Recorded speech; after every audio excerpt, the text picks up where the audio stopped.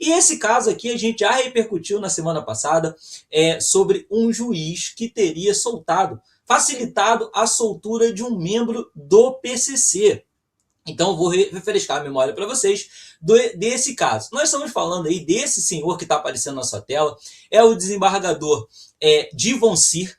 O Divon Cyr, ele foi responsável pela soltura de um camarada chamado Pigmeu. O Pigmeu, agora já uma pessoa de idade também, mas criminoso, estava condenado a 126 anos por tráfico internacional de drogas, sequestro de um avião, estava respondendo, inclusive, por ter tentado sequestrar a própria filha, por ter mandado, né, sequestrar a própria filha, e houve ali durante durante a pandemia, a defesa do Pigmeu, do Gerson Palermo, entrou com um pedido de habeas corpus. Tarde da noite, com um pedido de habeas corpus de 208 páginas, alegando: o meu cliente é velho, se ele ficar na prisão agora, no período de pandemia, pode morrer, pode piorar a doença dele e tal, lá. E aí 208 páginas foram analisadas em 40 minutos pelo desembargador, que chegou lá e falou: não, realmente, esse cara não pode ficar preso. E concedeu uma prisão domiciliar monitorada por tornozeleira eletrônica. O criminoso sai da cadeia, 8 horas depois, rompe a tornozeleira eletrônica e some no mundo e continua foragido até agora. Isso acontece lá em 2020, sendo que somente agora, no final de 2025, de 2025 para 2026, que o Divon Cyr foi julgado aí pelo Conselho Nacional de Justiça, o desembargador foi julgado e condenado àquela pena severa demais, né, que o Conselho Nacional de Justiça aplica aos nossos juízes no Brasil, que foi a aposentadoria compulsória. Então o senhor Divon Cyr, tendo um salário aí de 50 a 60 mil reais, foi condenado a se aposentar porque liberou um traficante que estava condenado a 126 anos. Já falamos sobre isso aqui, só que agora surgiu uma nova informação.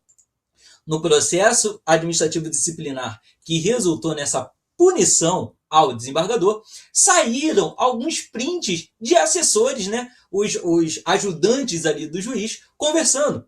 E um deles chega tarde da noite, por volta de meia-noite ali, quase de madrugada, e manda uma mensagem no grupo assim: desculpa o horário, esqueci de avisar antes, fiz uma gambiarra, ele ainda coloca entre aspas, fiz uma gambiarra e deferi o pedido de prisão preventiva conforme o desembargador Divon Cyr determinou. Tem supressão de instância, o paciente comprovou apenas ser idoso. Não há provas da doença que ele alegou. Ou seja, o próprio assessor falou: olha, ele só falou que era velho, mas prova da doença não tem. Então eu tive que fazer uma gambiarra a pedido do desembargador Divon Cyr.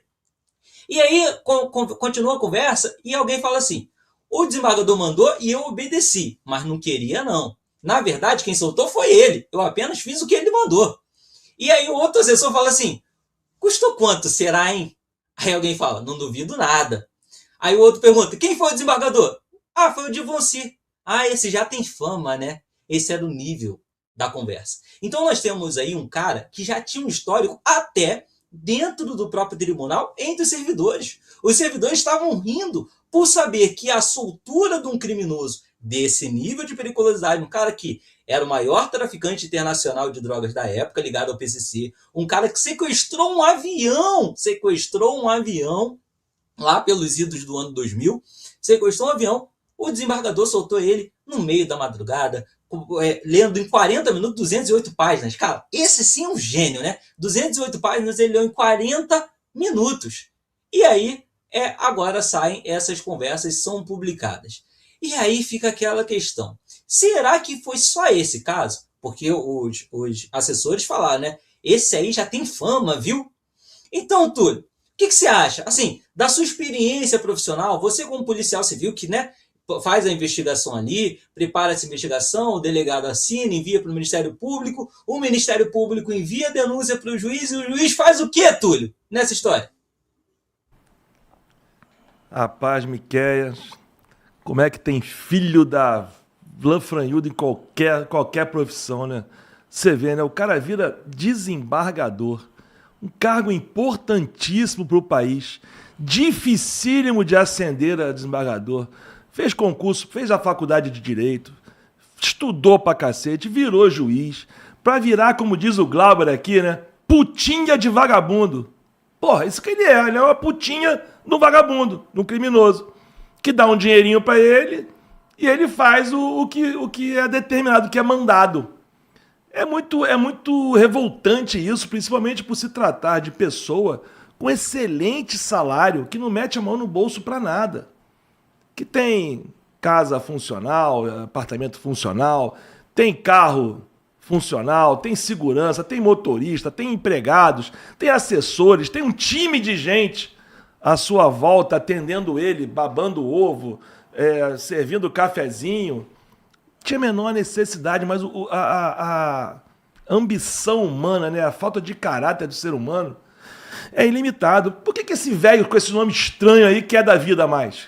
Pra que ele quer mais tanto dinheiro? Quanto custou isso aí, minha gente? É óbvio que isso aí tem sacanagem no meio, não precisa ser nenhum grande investigador, nenhum grande filósofo, nenhum grande intelectual, para saber que é óbvio que tem sacanagem no meio. Como é que o cara vai me ler mais de 200 laudas de um pedido de habeas corpus, de pedido de soltura de prisão, de um condenado, de um bandido, um facínora já conhecido, já antigo, de frequentar as páginas policiais e os tribunais criminais? Como é que o cara bota o cara em 40 minutos na rua? Óbvio, tudo foi parte de um plano. Ele já estava acertado com advogado, já tinha um avião esperando, já tinha um país para ir, já tinha alguém esperando. Foi tudo parte de um plano que esse camarada foi o que deu o start, que deu o início. E todos nós também sabemos aqui, dizem aí por aí as más línguas, que na verdade, gente, se todos os processos, tudo que o juiz tivesse que analisar fosse analisado pessoalmente de verdade pelo juiz, acabou. Fecha os tribunais, porque não vai ter tempo. É óbvio que tudo é feito pelos assessores deles, né? Nós temos aí o exemplo aí daquele famoso aí, que não tem cabelo, que mora lá em Brasília, que tem delegados lá à disposição dele, que várias outras pessoas que atendem, ele só dá as ordens. Faz isso que eu assino. Foi o caso aí.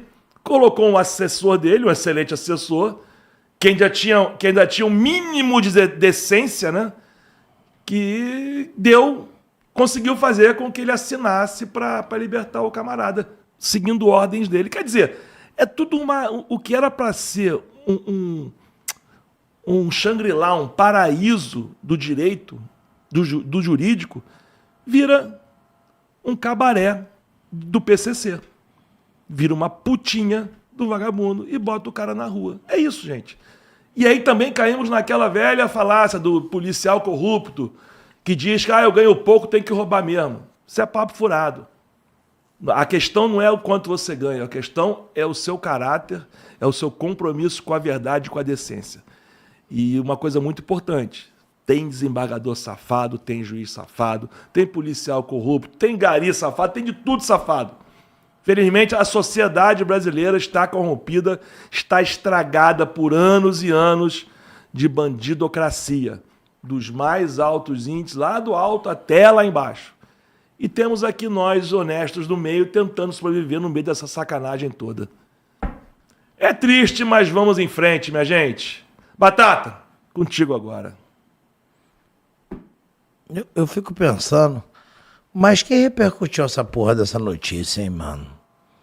Ninguém falou nada dessa merda, sabe? Não é uma coisa que repercute. Não é. Não é. Mas se o policial chutasse a bunda do cara que tava fumando uma maconha ali, porra! Toda hora tu liga a internet e sai. Toda hora que tu liga a porcaria do telefone, fica passando assim, ó. Policial chutando a bunda, policial chutando a bunda, policial chuta a bunda do bandido. Mas aí o desembargador faz uma cagada dessa, bicho.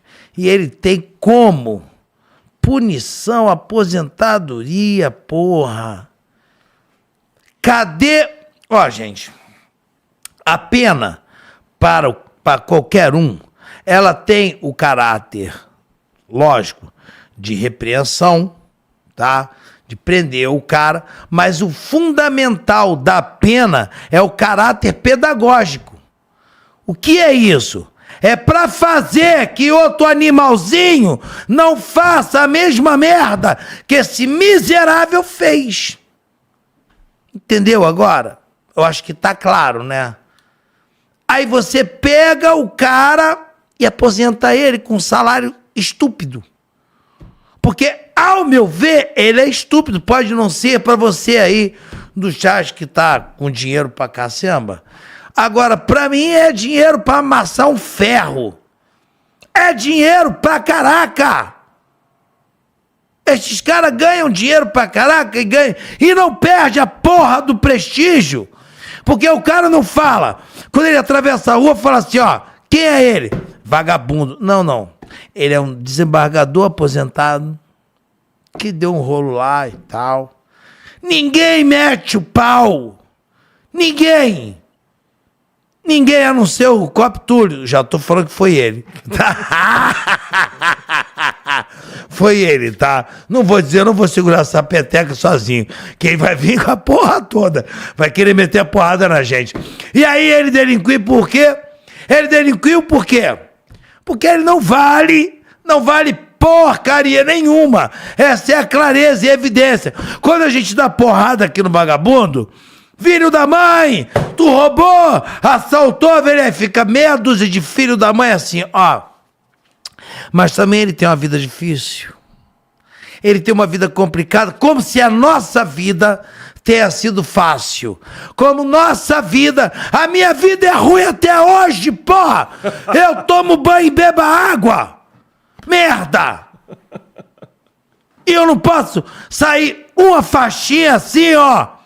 Não posso pisar um pedacinho fora da faixa, porque o Batata tá na internet. E nego deita os cabelos, parceiro. Nego cai pra dentro de marreta. Porradaeiro. Nego fica fuçando. Olha, pra vocês terem uma ideia, eu tive lá na passeata do Nicolas, os caras ligaram pro batalhão aqui, ó, pra caguetar. Perguntar, querendo saber o porquê eu tava lá na passeata. Que eu não tava de serviço, porra. Eu sou algum idiota. Eu vou aparecer em todos os canais, emissora, vou fazer vídeo. Tu acha que eu vou fazer uma porra dessa ilegal? Eu sou algum burro. Se eu não tenho nada pra me ajudar, não tenho porcaria nenhuma. Eu sou um bosta na hora Quem eu sou na fila do pão? Se você analisar no processo de poder me ajudar administrativamente, não tenho, meu irmão. Eu não tenho, eu tenho que andar, ó, na linha. Agora, lógico, eu acho que outros embargadores tivessem na hora de aposentar e quiser segurar uma pratinha violenta, ele dá uma escorregada dessa, vai embora aposentado, e ainda leva uma prata violenta.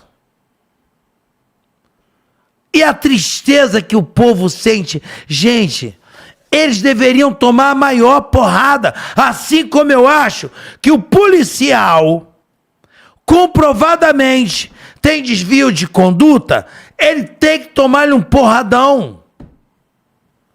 Sabe por quê, gente? Prestem atenção, dá uma sensação no povo desgraçada. Olha a sensação que eu tenho de estar aqui falando do órgão judiciário que soltou o Satanás que estava preso, porra, daqui da facção que nem me interessa, podia ser do PCC, do demônio que seja. Tava lá agarrado, sabia que ia ser condenado, era batom na cueca, mas aí ele consegue enfiar uma porrada de dinheiro e soltar o cara. Só tem essa resposta, não tem outra. Aí o cara pega e faz uma cagada dessa. Aí a população já fragilizada. Por quê? Porque falta as facções dominando todos os estados, passando quase a mão nas autoridades, estão dando tiro na porra toda. O cidadão de bem, falta você ter uma barricada no banheiro. Para você cagar, tem que passar pela barricada? Aí o cara vai e me faz uma porra dessa. Aí quem você confia? Não, meu irmão. Bateu lá na mão do juiz, ele vai dar-lhe uma porrada e vai deixar esse demônio preso. Não. O cara pega um dinheirinho e solta, porra. Olha a sensação de chute nos culhões que a gente sente, mano. Olha a sensação miserável. É isso que deveria ser visto. Porque a sensação do povo, isso dói na gente, porra. Dói demais. Tu se sente desprotegido, tu se sente esculachado. A porra da pena de aposentadoria, ela não faz nada, não tem caráter nenhum, nem pedagógico, nem porra nenhuma. É por isso. A putice é tamanha, porra, que até o goleiro Bruno quer ficar bonitinho. Valeu, galera. Taca fogo aí, Miguel. Batata e Túlio. Eu acho o seguinte, a nossa audiência aqui, ela gosta da gente pela nossa sinceridade. A gente não tem rabo preso com ninguém, a gente não foge do assunto. E assim, eu já fui policial, hoje sou servidor público, mas não estou mais na área de segurança, nem na área jurídica. E vocês dois ainda estão na ativa na área de segurança pública. E eu acho que uma pergunta que a galera sempre faz pra gente é sobre e a corrupção dentro da nossa instituição. Porque, veja bem, o que a gente comentou aqui são dois servidores, um grupo de servidores, né? Fazendo piada e rindo sobre, foi o fulano que você mandou soltar, né? Quanto custou? Isso aí já tem fama. E a gente sabe que a corrupção ela existe em todas as esferas. E assim, eu costumo dizer que ninguém morre por ser honesto. A pessoa morre muitas das vezes por lutar contra a corrupção. E quando você olha um cenário desse, onde um dos assessores falou assim, olha, eu não queria fazer, mas ele mandou, eu fui lá e fiz, né? E aí a gente fica aquela questão, e o policial, quando ele se depara ali com um comandante de batalhão, com um delegado que quer interferir no trabalho? Eu confesso que eu já me vi, enquanto policial, enquanto eu estava na ativa, numa situação que eu falei, cara, e agora? O que eu faço? Tinha uma equipe ali que estava participando de um esquema, uma sacanagem, e quando eu vi aquilo eu falei, cara, eu não quero fazer parte dessa equipe. Só que eu vou para a corregedoria, eu vou para o judiciário, eu vou fazer um 90, eu vou ligar pro Disque Denúncia, o que eu vou fazer? Porque se a gente sabe que tem comandante que está na sacanagem, se a gente sabe que tem juiz que está na sacanagem, tem desembargador que está na sacanagem, tem membro do Ministério Público que está na sacanagem, tem deputado que está na sacanagem, tem ministro do STF que está na sacanagem, o que a gente faz da nossa vida? E eu confesso que na época, a opção que eu vi, eu estava novinho de polícia, a opção que eu vi foi, cara, me transfere, não quero fazer parte da equipe de vocês. E fui bicado. Fui parar em outra unidade, me ferrei todo na minha escala, tive que reorganizar minha vida toda. E aí, assim, cara, infelizmente, galera, corrupção existe. Você que está assistindo a gente, você provavelmente faz esse questionamento. E aí, como é que o policial honesto lida com isso? E eu confesso, no meu caso, eu pedi transferência. Túlio, Batata, se quiserem falar um pouco aí, experiência de vocês, algo que vocês viveram, ou viram algum colega viver, acho que seria interessante para a gente que casa ainda com a nossa matéria aqui. Ô, Miquel, eu quero trazer aqui uma notícia que eu acabei de ler hoje mais cedo. Foi até no Instagram do secretário de Polícia Civil, Dr. Felipe Cury. Não sei se vocês lembram, mas no dia 11 de fevereiro, 3 vagabundos foram roubar o carro de um cidadão lá em Nova Iguaçu e acabaram matando a filhinha dele, de 11 anos, a menina Valentina, né? Por que eu estou mencionando esse caso aqui? Já pegando um gancho do caso desse desembargador aí que liberou o vagabundo aí, né, que era para estar preso pra cacete. Por que eu estou mencionando esse caso? Porque agora foram encontrados 4 corpos, 2 suspeitos de terem cometido esse homicídio do roubo do carro. O que isso tem a ver com o desembargador? Tem tudo a ver. Por quê? O povo agora, quando você vê aquelas passeatas pedindo justiça, justiça, o povo está vendo que a justiça que infelizmente está funcionando no nosso país, coisa que eu sou totalmente contra, quero deixar bem claro, mas é um fato, é a justiça dos vagabundos. O Comando Vermelho, quando tomou conhecimento que 4 dos seus faccionados que moravam numa determinada comunidade lá em Nova Iguaçu foram os responsáveis pela morte de uma menina inocente de 11 anos, foram lá, pegaram os 4 e, ripa neles. E esses 4, 3 desses 4 que morreram, já tinham sido identificados, já tinham sido levantados pela Delegacia de Homicídios lá da Baixada Fluminense e provavelmente seriam presos em breve.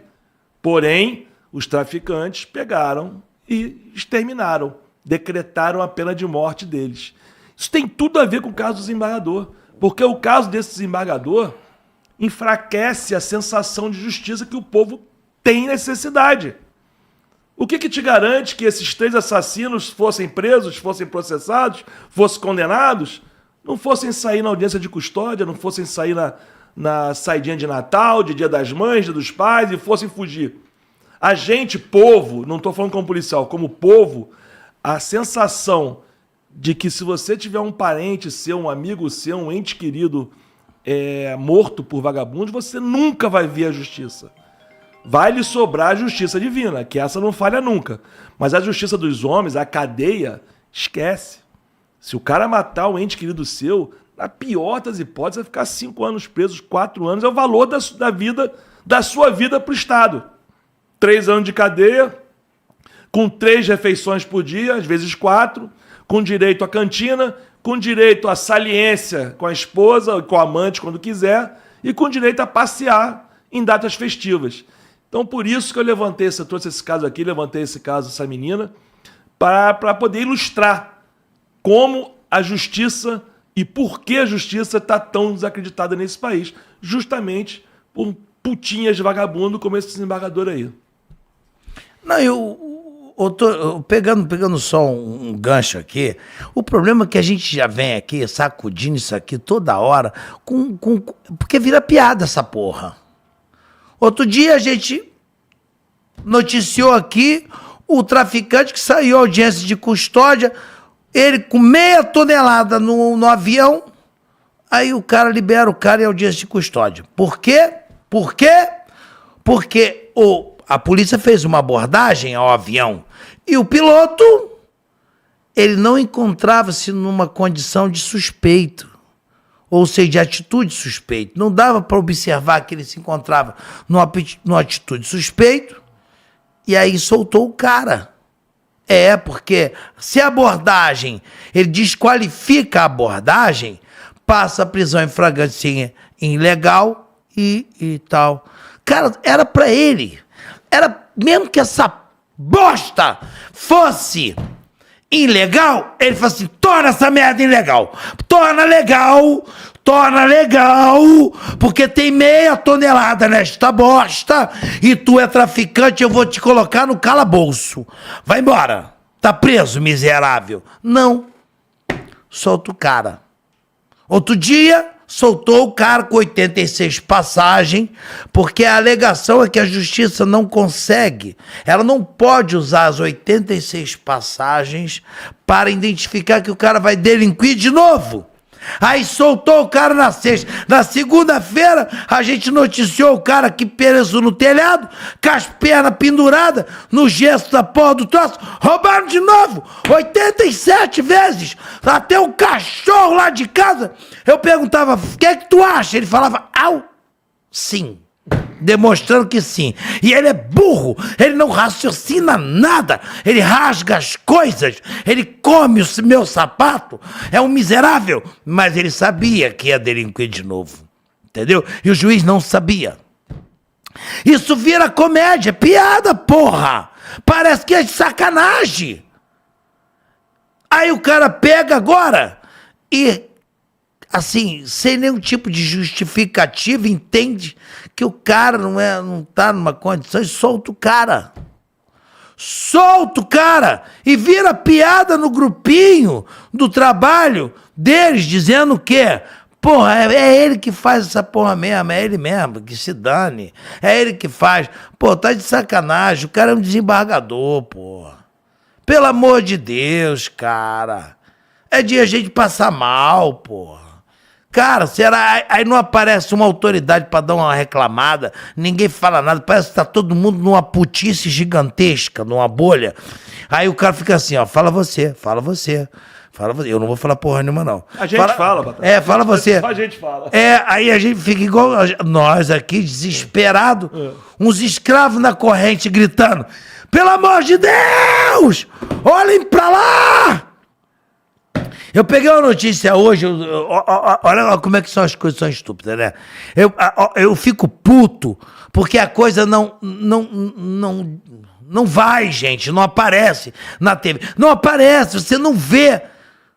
Não vê, pô. Eu peguei o script hoje pra olhar, falei, porra, onde tá escrito essa merda, cara? Onde saiu isso, cara? Tu não vê noticiado, tu não vê as pessoas mandando. Olha, 2 trans saíram na porrada, os 2.